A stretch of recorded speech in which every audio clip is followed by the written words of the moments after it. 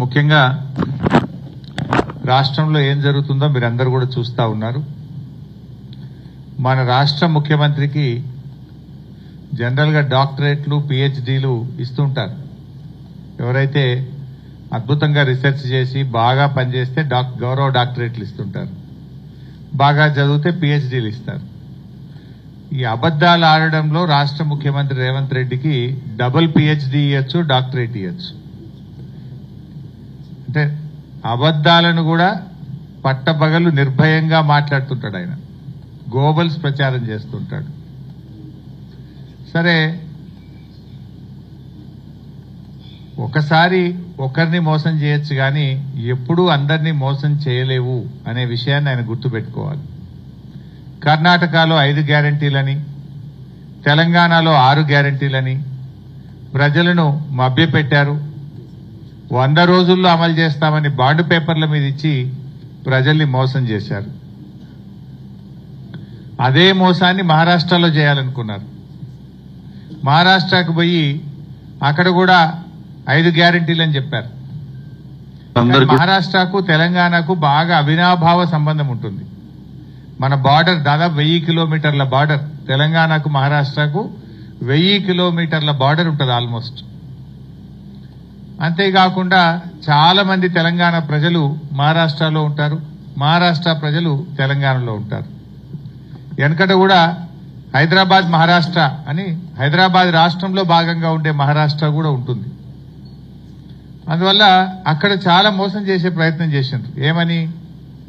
మహిళలకు 3000 ఇస్తామని, రైతులకు రుణమాఫీ చేస్తామని, ఇలా అనేక రకమైన హామీలు మహారాష్ట్రలో ఇచ్చారు. ఇంకా మన మంత్రి గారు, మన మంత్రులు, మన ముఖ్యమంత్రి కూడా పోయి ఆడ ప్రచారం చేసిండ్రు. వీళ్ళని చూడంగానే తెలంగాణలో ఎగబెట్టిన యాదికి వచ్చినాయి మహారాష్ట్ర ప్రజలకు. తెలంగాణలో రుణమాఫీ కాలేదు, ఈడొచ్చి అబద్దాలు చెప్తున్నారు, మమ్మల్ని కూడా మోసం చేస్తారు.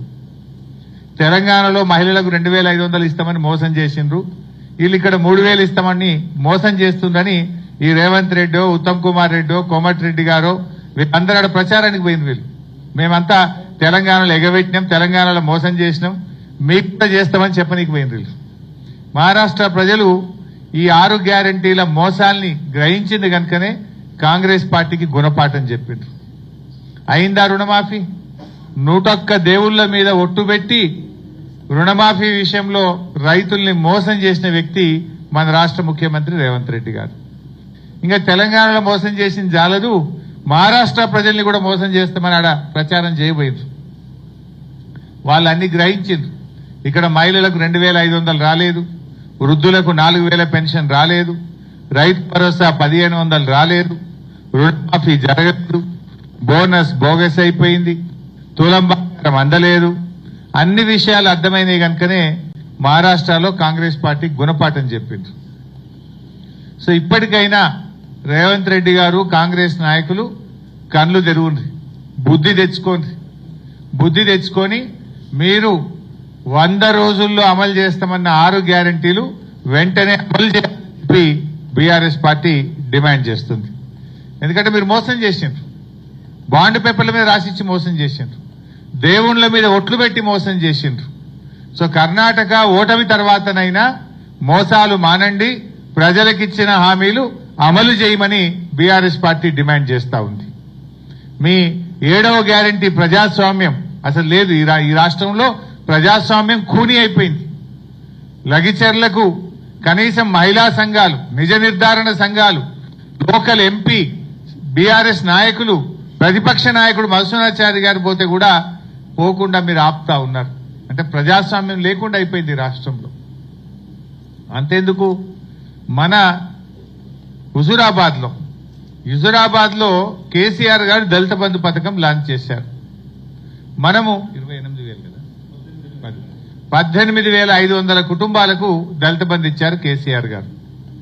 అందులో కొంతమందికి సెకండ్ ఇన్స్టాల్మెంట్ రావాలి, డబ్బు కూడా విడుదలైంది, కలెక్టర్ దగ్గర డబ్బులుంది, అకౌంట్ లో ఉన్నాయి డబ్బులు. అవి వాడుకోవడానికి అవకాశం ఏమంటే దళితులని చూడకుండా లాఠీ చార్జ్ చేయడం, దళిత మహిళల మీద కూడా కేసు పెట్టడం, మా ఎమ్మెల్యే కౌశిక్ రెడ్డి గారి మీద దాడి చేసి ఆయనను ప్రాణాపాయం, ఆల్మోస్ట్ అసలు ఏమన్నా జరిగిందా అన్నంత ఆందోళన కలిగింది మాకు. సో అంత ఆ రకమైనటువంటి అరాచకాలకు పాల్పడతా ఉన్నారు. కొత్త పథకాలు దేవుడెరుగు.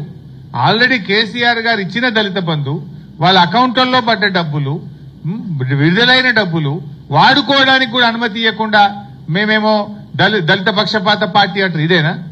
నేను అడుగుతున్న బట్టి విక్రమార్క గారిని, మీరు ఆర్థిక మంత్రిగా ఉప ముఖ్యమంత్రిగా ఉన్నటువంటి మీరు దళితులకు చేసే మేలు ఇదేనా నేను అడుగుతా ఉన్నా. మీ నియోజకవర్గం మధురలో కూడా ఒక మండలానికి పూర్తిగా ఇచ్చారు, చింతకాని మండలానికి.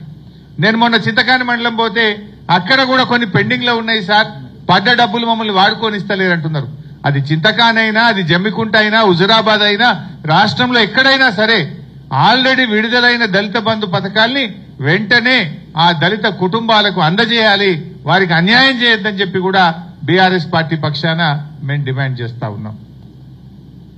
ఇంకా ముఖ్యమంత్రి గారు నిన్న మీరు చూశారు, ఆయన నియోజకవర్గం లగిచెర్లలో అది ఫార్మాసిటీ కాదు, అది ఇండస్ట్రియల్ ఎస్టేట్ అని మాట మార్చిండు. అబద్ధమాడడానికి సిగ్గుండాలి. నువ్వు ఇచ్చిన గెజిట్ నోటిఫికేషన్లు ఏముంది? జూలై 2024 19 జూలై 2024 నాడు లగిచెర్ల ప్రాంతంలో ఫార్మాసిటీ ఏర్పాటు చేస్తూ నీ ప్రభుత్వం గెజిట్ ఇచ్చింది. నువ్వేమో ప్రజలు తిరగబడితే ఇప్పుడు మెల్లగా మాట మార్చి లేలే అది ఇండస్ట్రియల్ ఎస్టేట్ అని మాట్లాడుతున్నావు. నువ్వు చూసుకో ఒకసారి, నువ్వు ఇచ్చిన గెజిట్ 19 జూలై 2024 నాడు ఫార్మాసిటీ ఏర్పాటు చేస్తున్నట్టు నువ్వు గెజిట్ ఇచ్చినావు. సరే, నిజాన్ని నిర్భయంగా ఒప్పుకో, తప్పయింది, నేను ఫార్మాసిటీకే ఇచ్చిన, నేను పొరపాటు చేసిన, ఆ ఫార్మాసిటీ గెజిట్ ను విత్డ్రా చేసుకుంటున్నా అని చెప్పి విత్డ్రా చేసుకో.